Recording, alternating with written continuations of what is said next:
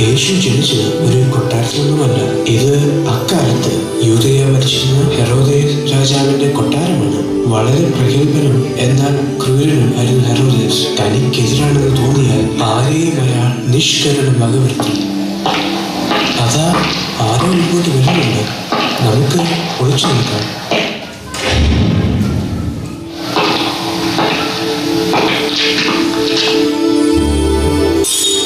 ആരാണിത്? ആരായാലും ഇരുളിന്റെ മറവിൽ മുഖത്തേക്ക് വന്ന് നേടുന്നേ പോരാടും. അങ്ങ് ആരോടാണ് സംസാരിക്കുന്നത്? അങ്ങയുടെ മുഖം ആകെ വിളറിയിരിക്കുന്നല്ലോ. എനിക്ക് ചുറ്റും ആരൊക്കെയോ മറഞ്ഞു നിൽക്കുന്നു. അവരുടെ നിഴലുകൾ എനിക്ക് കാണാം. എന്നെ ഇല്ലാതാക്കി എന്റെ സിംഹാസനം തട്ടിയെടുക്കുവാൻ അവർ ഗൂഢാലോചന നടത്തുകയാണ്.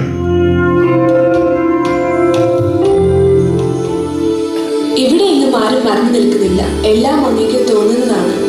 അല്ലെങ്കിൽ തന്നെ അങ്ങേക്കെതിരായി പ്രവർത്തിക്കാൻ ആരാണ് ഈ യൂദയായിൽ ഇനിയുള്ളത്? എല്ലാവരെയും ഒന്നൊന്നായി കൊന്നൊടുക്കിയില്ലേ? ആദ്യ ഭാര്യ മറിയനെയും അവളിലുണ്ടായ സ്വന്തം പുത്രന്മാരെ പോലും. അതെ, എന്നെ ഇല്ലാതാക്കി ഈ സിംഹാസനം കൈക്കലാക്കാൻ ശ്രമിച്ച എന്റെ മക്കളെ ഞാൻ കൊന്നു. അവർക്ക് വേണ്ടി അവസാനമായി ഒഴിച്ചു കൊടുത്ത വീഞ്ഞിൽ 2 തുള്ളി വിഷം ചേർത്ത് ഒരിക്കൽ ചോര പോലും ചിന്താതെ ഞാൻ അവരെ എന്ന് നേരിട്ട് മറിവെട്ടി. അതിന് ഈ ഭ്രാന്തൻ റോമ ചക്രവർത്തി അഗസ്റ്റ്യസ് സീസറിനക ഒരു വിശേഷണം കിട്ടി. ഹെറോദേസിന്റെ നാട്ടിൽ കുഞ്ഞുങ്ങളായി പിറക്കുന്നതിനേക്കാൾ നല്ലത് പന്നികളായി ജനിക്കുന്നതാണെന്ന്. അതെ, അതിഭാരത്തിന്റെ ഭ്രാന്ത്. ഈ യൂദയാക്ക് ഹെറോദേസിന്റെ കാലം കഴിഞ്ഞിട്ട് മതി മറ്റൊരു രാജാവ്. ഹെറോദേസ് മഹാരാജാവ് വിജയിക്കട്ടെ. ഒരു സന്തോഷകരമായ വാർത്തയുണ്ട്. രാജ്ഞി ഒരു ആൺകുഞ്ഞിനെ പ്രസവിച്ചിരിക്കുന്നു. ഈ വാർത്ത എന്നെ ഒട്ടും സന്തോഷവാനാക്കുന്നില്ല, മറിച്ച് അതിനെ കൂടുതൽ ഭയപ്പെടുത്തുന്നു. അങ്ങ് ആരെയാണ് ഭയക്കുന്നത്? ഒരു പിഞ്ചു കുഞ്ഞിനെയോ? അങ്ങയുടെ മനസ്സ് ആകെ ചഞ്ചലപ്പെട്ടിരിക്കുന്നു. എവിടെ നർത്തകിമാർ?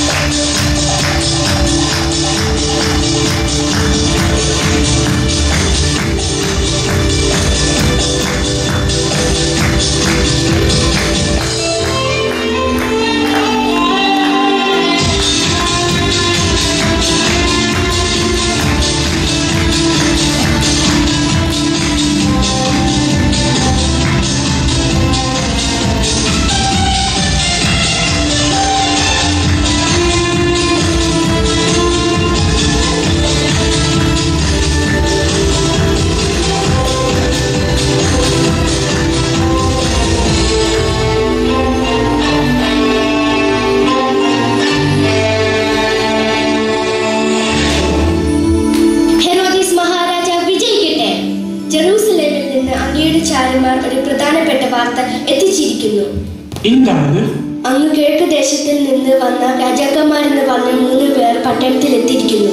യൂദന്മാരുടെ രാജാവായി ജനിക്കാൻ പോകുന്ന ഒരു കുഞ്ഞിനെ തേടി ആണ് അവർ എത്തിയിരിക്കുന്നത്. അവർ ഇപ്പോൾ അങ്ങേ കാണാൻ അനുവാദം ചോദിച്ച് കൊട്ടാരത്തിന്റെ പുറത്ത് കാത്തു നിൽക്കുന്നു. ഞാൻ ഭയപ്പെട്ടതുപോലെ തന്നെ സംഭവിക്കുന്നു. എന്റെ സിംഹാസനം തട്ടിയെടുക്കാൻ ഒരുവൻ ജനിക്കാൻ പോകുന്നു. ഇല്ല, ഞാൻ അത് അനുവദിക്കില്ല. നിങ്ങൾ പോയി ആ രാജാക്കന്മാരെ ഇവിടേക്ക് കൂട്ടിക്കൊണ്ടുവരൂ. സലോമി, നീ പോയി പ്രധാന പുരോഹിതനോട് ഉടൻ തന്നെ ഇവിടെ എത്തിച്ചേരാൻ പറയൂ. ഈ ജനിക്കാൻ പോകുന്ന രാജാവിനെ കുറിച്ച് വേദപുസ്തകത്തിൽ എന്തെങ്കിലും എഴുതിയിട്ടുണ്ടെങ്കിൽ അയാൾക്കത് അറിയുമായിരിക്കും.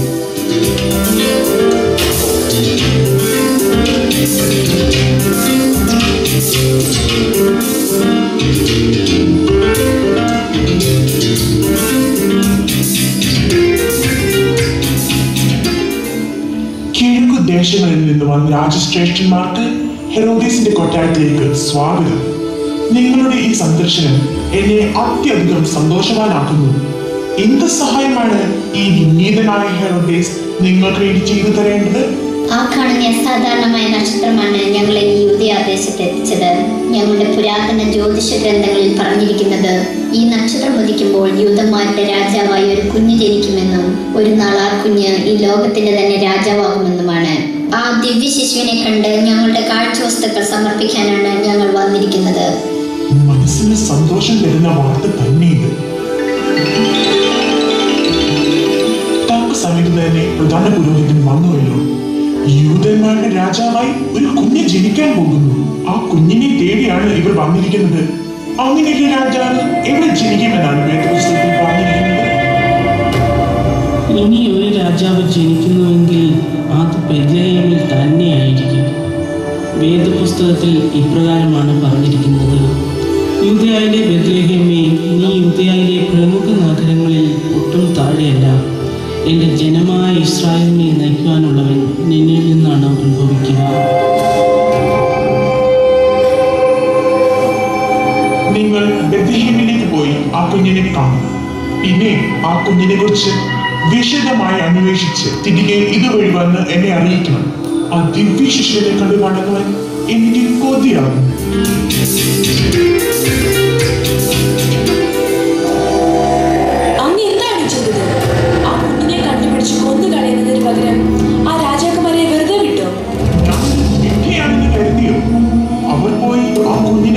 മടങ്ങി വരട്ടെ.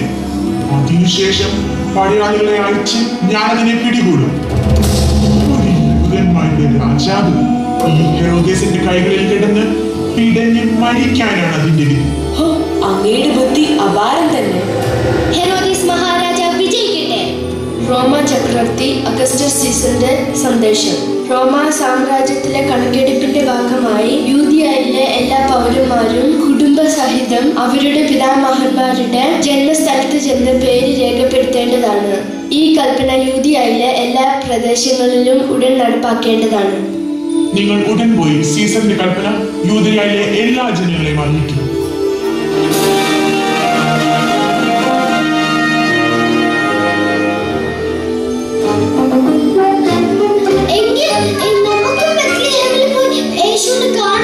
യേശു ജനിക്കാൻ സമയമാകുന്നേയുള്ളൂ. അതുകൊണ്ട് നമുക്ക് ഗലീലയിലേക്ക് പോകാം. അവിടെയാണ് യേശുവിന്റെ മാതാപിതാക്കളായ ജോസഫും മേരിയും ഇപ്പോൾ താമസിക്കുന്നത്.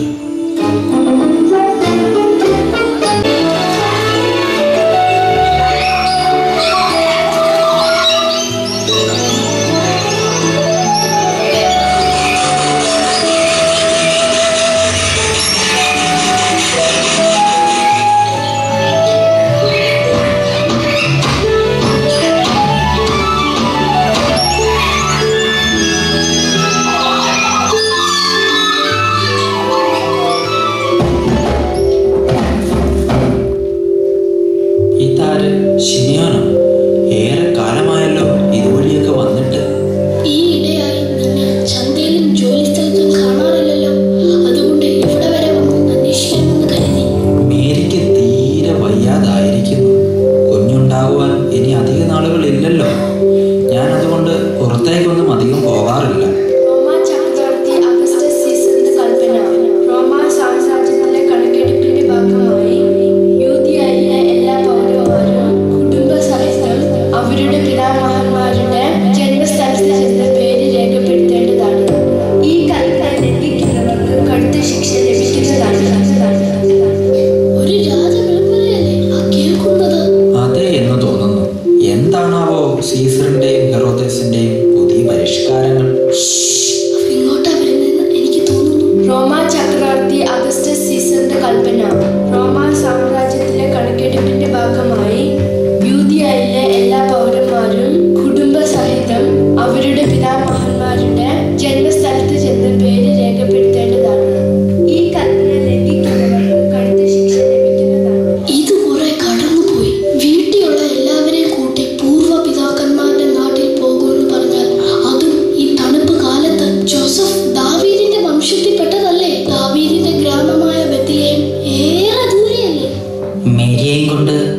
സമയത്തൊരു യാത്രയെക്കുറിച്ച് ചിന്തിക്കാൻ പോലും ആകുന്നില്ല.